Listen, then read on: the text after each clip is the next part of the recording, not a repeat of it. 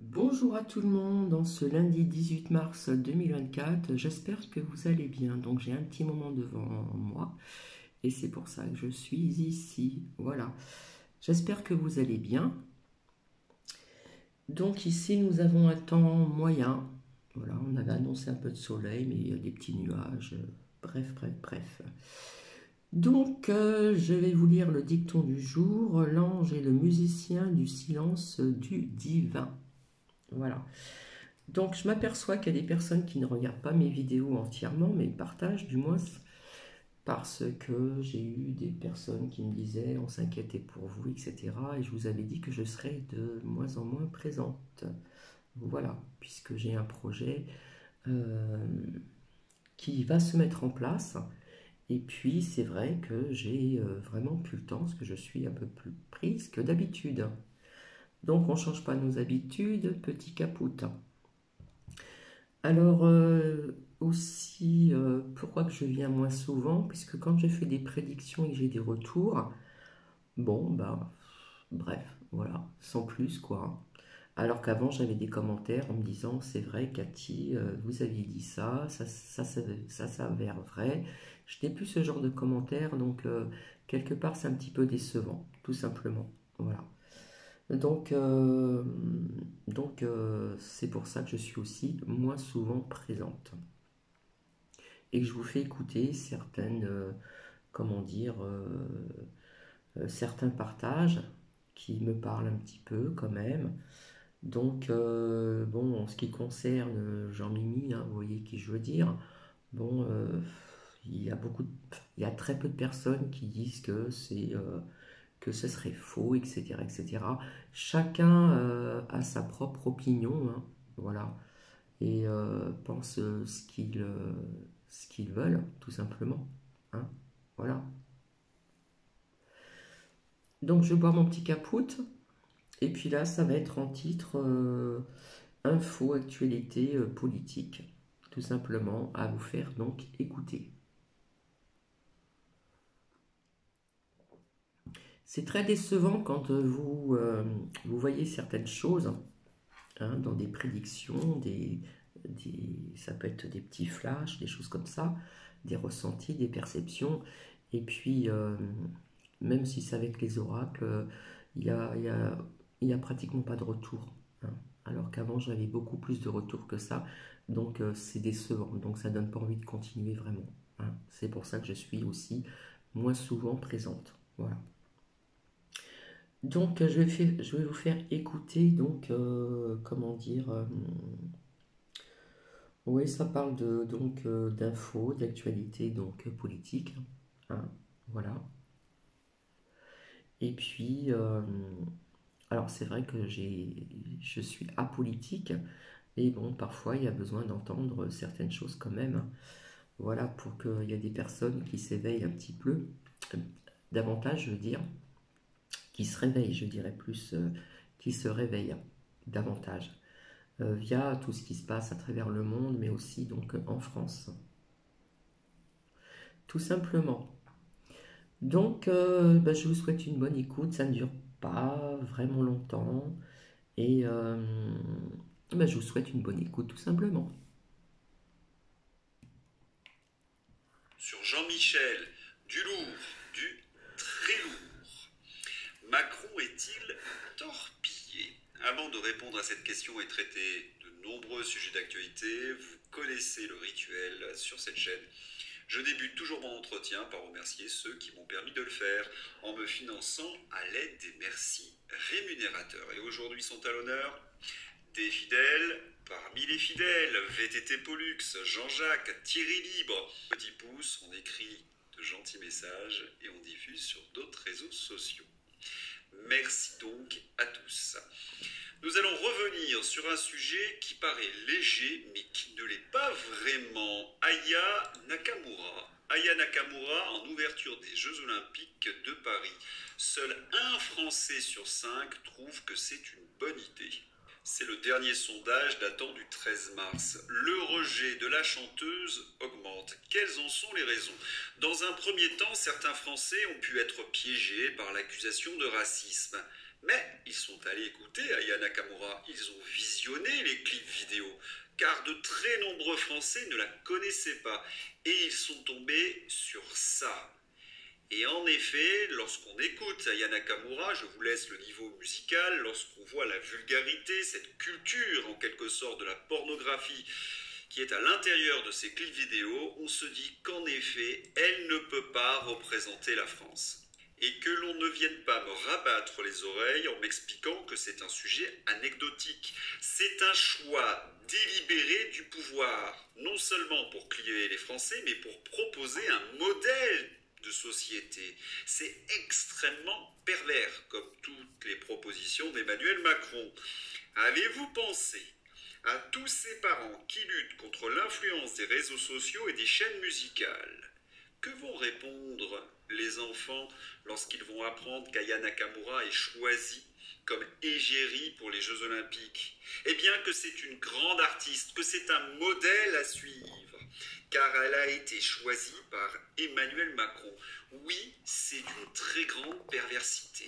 Et derrière ce choix, vous le savez, c'est le projet d'Emmanuel Macron mondialiste. Il faut effacer la culture française.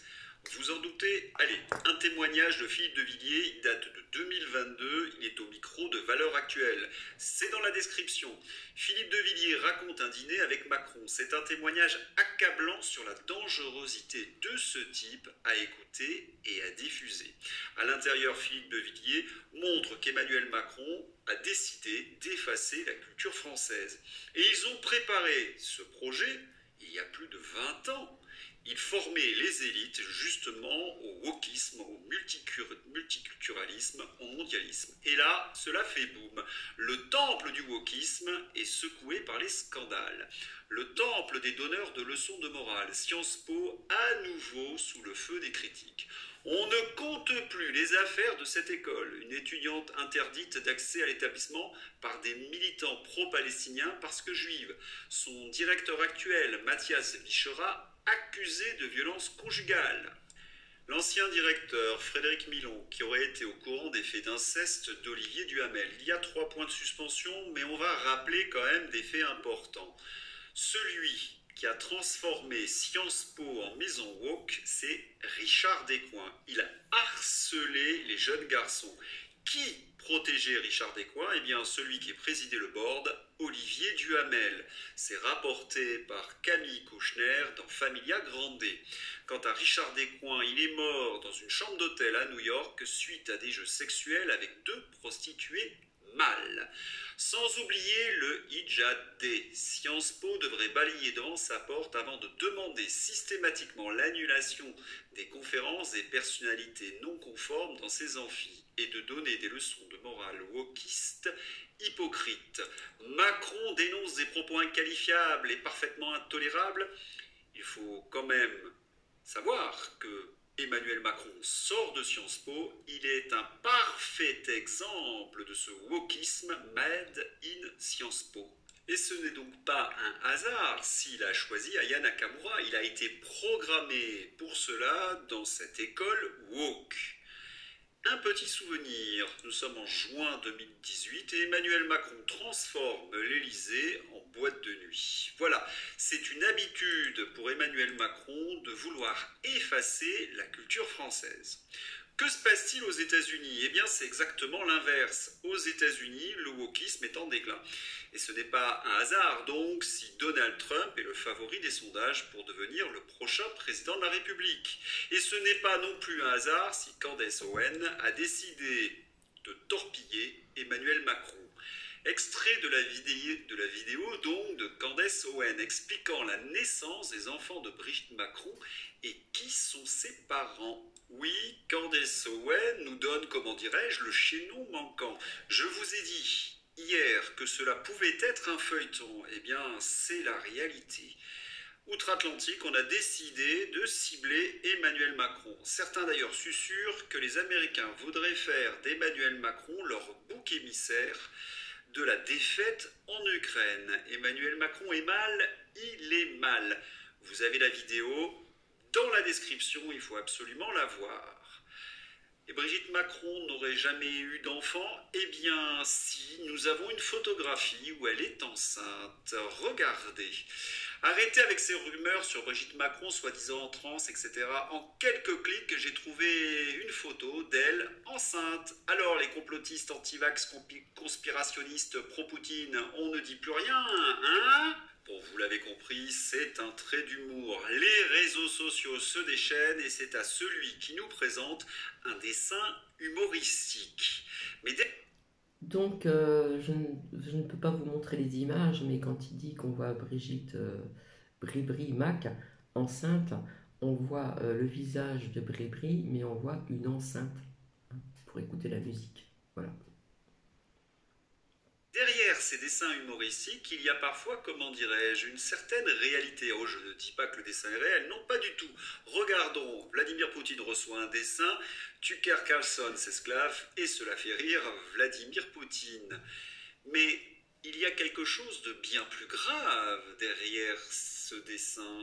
Je m'explique. Hubert Marty-Vrayance, ancien commissaire aux renseignements généraux et ancien du SGDN, revient sur l'affaire Jean Mimi et sur son suivi du cas Amanda Lear du temps où il faisait partie du cabinet noir d'Yves Bertrand. En effet, un président de la République qui aurait un tel secret serait en état de faiblesse vis-à-vis de ses adversaires. Et oui, un pays qui serait au courant d'une telle faiblesse pourrait faire chanter le chef de l'État. Alors, on n'en sait rien, mais on peut, je ne sais pas, donner des exemples de politique fiction qui n'ont jamais eu lieu. Par exemple, un pays qui exige que la France vende des actifs stratégiques comme des turbines nucléaires. On plaisante, mais vous voyez que derrière une plaisanterie, il peut y avoir un fond de vérité. Allez, un petit moment de détente, celle-là je l'adore. Iggy Pop, excédé, déclare: Je ne suis pas Brigitte Macron, nom de nom.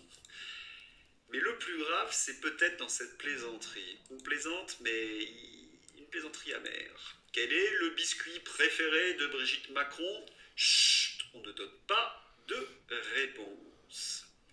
Cette affaire prend donc une dimension internationale et on peut se poser la question, est-ce qu'Emmanuel Macron n'a pas été torpillé? Parce que si les révélations se succèdent, il aura du mal à faire face à la réalité. Il est pourtant épaulé par les journalistes aux ordres. Tristan Mendès France, le meilleur, oui c'est le meilleur, nous dit au bon tweet français. La complosphère d'extrême droite US s'empare du délire transphobe autour de Brigitte Macron, ce qui en retour électrise notre complosphère bien de chez nous. Grosse chambre d'écho à venir.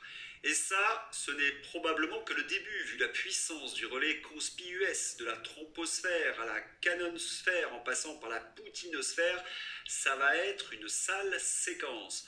Un grand bravo à Tristan Mendès France qui a réussi à placer complosphère, extrême droite, transphobe, Trump, Canon et Poutine en seulement 2 tweets.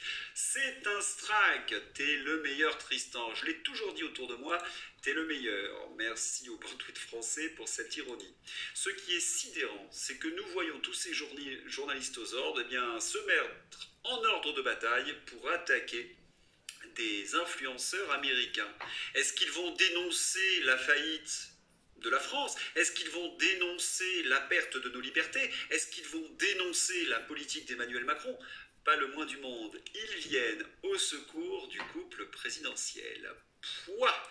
Allez, pour tracer le bilan d'Emmanuel Macron, rien de tel qu'un bon tweet ironique, parodique de Jean-Pierre Connard. Le bilan n'est pas si mauvais, avec Macron, euthanasie, avortement, guerre, inflation, vaccin efficace à 95%, valeurs LGBT dès le primaire et une guerre nucléaire qui finira par une victoire française. Alors, les anti-tout, on ne vous entend plus?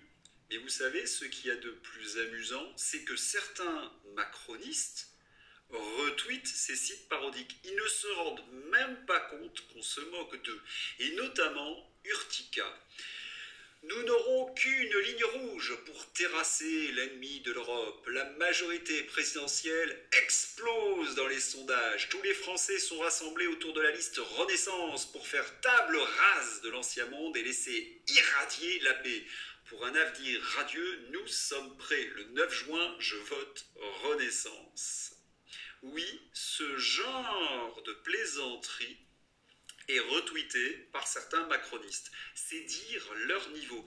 Et ils sont où les Mendès France, les Rudi Reichstadt devant la folie de notre président de la République? Eh bien, ils sont aux ordres, comme les journalistes d'ailleurs de TF1. Le président Emmanuel Macron s'exprimera demain sur le soutien de la France à l'Ukraine dans les journaux de 20h de TF1 et de France 2 face à Gilles Boulot et Anne-Sophie Lapix, deux modèles de journalistes aux ordres. Pauvre de moi, je vais devoir supporter ces deux larbins et ce menteur professionnel. Compte rendu dans mon prochain numéro de tous les éléments de langage, des mensonges, du narratif du président de la République. Je vais revenir sur le différend qui oppose tous les partis patriotes. C'est une véritable ébullition. Mais rappelons-nous avant l'information principale. Guerre en Ukraine au Parlement, un vote symbolique qui n'aura aucune implication juridique concrète. Alain Houpert, je vous ai expliqué cela hier, s'indignait. Ce n'était qu'un vote symbolique. Et Emmanuel Macron l'a voulu pour piéger le Rassemblement national. Autrement dit, ceux qui attaquent le Rassemblement national sur le fait qu'il n'ait pas voté contre le gouvernement, eh bien, font le jeu du chef de l'État, Emmanuel Macron. Ne comptez pas sur moi pour entrer dans le jeu de Macron. Mais on peut néanmoins féliciter Nicolas Dupont-Aignan qui a voté contre l'accord avec l'Ukraine. Bravo Nicolas. Et lorsque je vous dis que c'est un piège, écoutez un petit peu les propos de Claude Maluret. Débat sur l'aide à apporter à l'Ukraine. Les pacifistes, les défaitistes, les collabos, bref, les troupes de Poutine en France, ceux qui hier ont voté contre à l'Assemblée ou se sont abstenus, le Rassemblement national, sont évidemment vent debout contre ces accords. Voilà, démonstration avec Claude Maluret. Lorsqu'Emmanuel Macron a besoin d'une barbouze pour insulter, diffamer, Claude Maluret est là. J'ai une question.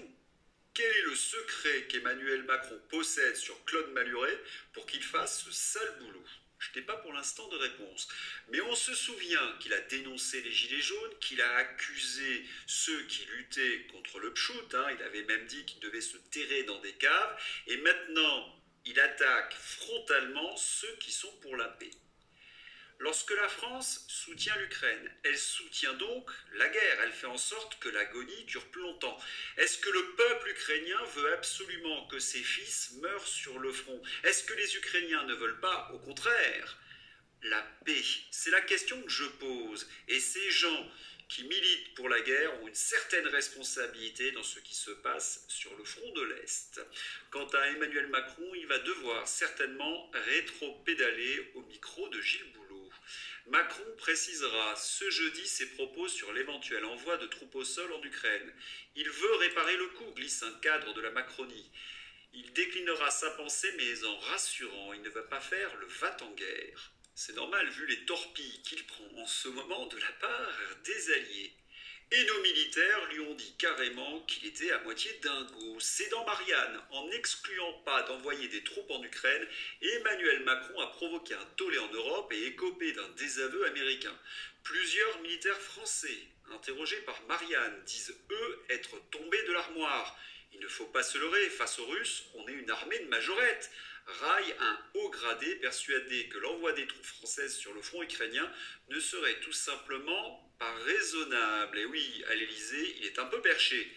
À l'Elysée, on assume la position. Le président voulait lancer un signal fort, glisse un conseiller reprenant la formule des propos millimétrés et calibrés. Propos millimétrés et calibrés, un bel élément de langage, un bel élément de propagande pour cacher la dinguerie de notre chef d'État. Emmanuel Macron agite le chiffon de la guerre pour éviter que l'on regarde son bilan, je ne cesse de le répéter dans mes entretiens, et de cacher également toutes les affaires, tous les scandales de ses ministres. Le dernier en date, vous qui suivez ces entretiens, cela ne vous surprend pas, je l'avais déjà expliqué lors de sa nomination. Le nouvel Obs a quelques mois de retard.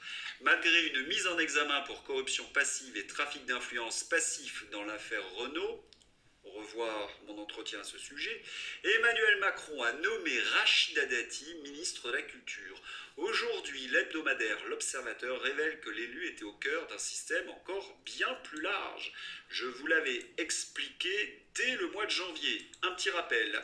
L'affaire Rachida Dati, la ministre de la Culture, était au cœur d'un système corrompu avec des virements d'un financier mystérieux sur son compte bancaire, des relations sulfureuses et des intérêts privés jamais loin de ses positions publiques. Remarquez que Rachida Dati ne déroge pas à la règle. Pour entrer dans un gouvernement Macron, il faut soit être un tocard, un corrompu ou un tocard corrompu. Rachida Dati, parfait exemple. Emmanuel Macron tremble. Il a peur que la presse révèle tous ces scandales, révèle son bilan. Que fait-il? Il essaie d'intimider. Eh bien, la presse, encore indépendante. Commission contre CNews. Bolloré. J'ai suivi toute l'audition de Vincent Bolloré. Quoi qu'on pense de lui, son calme et son intelligence ont terrassé tous ceux qui, en face de lui, avaient pour but de le prendre en défaut. Une véritable masterclass. Il a rappelé qu'il était fils de résistant. Un non-renouvellement de la fréquence TNT de CNews ou d'une autre chaîne du groupe Canal+ serait une marque de défiance, estime Vincent Bolloré. Le sentiment extérieur est que le succès des chaînes de Canal+ et la liberté de ton de Canal gênent. C'est très clair. Emmanuel Macron a lâché les chiens de la France insoumise aux jambes de Vincent Bolloré. Lorsqu'on écoute CNews, il n'y a plus de retenue contre Emmanuel Macron. Manifestement, Vincent Bolloré rend coup pour notre plus grand plaisir. Europe, agriculture. L'Europe ne nous déçoit jamais. Non, jamais. En pleine crise agricole, le Parlement européen en rajoute une couche pour mettre fin aux exploitations familiales pendant qu'Emmanuel Macron fait diversion avec l'Ukraine ou les sujets sociétaux. Les petites exploitations devront avoir les normes des grandes, autrement dit, elles ne pourront pas financièrement respecter ces normes. C'est donc la disparition programmée des petites exploitations. Agriculteurs, il est temps encore de manifester. Europe toujours. Plus 541%. L'immigration illégale en Europe par la route d'Afrique de l'Ouest explose. Selon l'agence Frontex, cet axe devient la principale porte des entrées régulières dans l'Union européenne. Mais peut-on faire pire comme politique que celle de l'Union européenne? Non, cela paraît impossible. Nous sommes un peu désemparés, impuissants. Et pourtant, nous avons une carte à jouer, les élections européennes de juin 2024. Et surtout, les partisans du Frexit. Il faut absolument se réunir. Cessez les invectives. Jean-Frédéric Poisson. Le Frexit doit devenir un sujet de débat. 31% des électeurs français sont favorables. C'est colossal. Oui, nous unir et cesser de nous disputer entre nous. Nous avons un adversaire, il s'appelle Emmanuel Macron. Il s'appelle Union européenne. Alors il y a des gens courageux qui militent contre Emmanuel Macron. Je pense au général André Coustou, qui détaille la menace qu'il a reçue après son passage sur Sud Radio concernant les Gilets jaunes et Emmanuel Macron. En effet, il a rapporté qu'Emmanuel Macron voulait faire tirer sur les Gilets jaunes et que les militaires ont refusé. Eh bien, il a été menacé plus ou moins d'une crise cardiaque s'il continuait. Soit je me taisais jusqu'aux élections européennes et rien ne se passerait pour moi, soit je continuais de parler et je pourrais avoir une crise cardiaque. Et oui, vous ne rêvez pas, le général André Coustou a été menacé, intimidé. Ce n'est pas le premier patriote à subir de telles intimidations.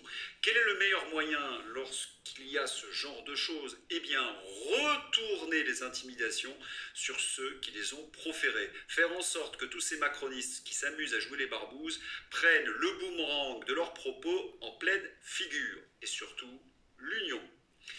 On va terminer cet entretien par rendre hommage à quelqu'un que j'ai beaucoup admiré. L'amiral Philippe de Gaulle est mort à 102 ans. En 1977, Philippe de Gaulle prononce son discours d'adieu sur le Duguay-Trouin lors de la prise d'armes et passation des pouvoirs à l'occasion du départ de l'escadre de l'Atlantique. Hommage à ce grand Français. Et nous présentons nos plus sincères condoléances à toute la famille. Un souvenir allé de l'amiral lorsqu'il était jeune. La France libre, à 18 ans. Les escortes de convois décimées par les U-boots dans l'Atlantique. Le retour en Normandie dans un char de la 2e DB. 6 blessures. Dans l'ombre écrasante de son père, Philippe de Gaulle, lui aussi, avait libéré la France. Il vient de mourir à 102 ans. J'espère que vous avez apprécié cet entretien. Voilà, c'est terminé.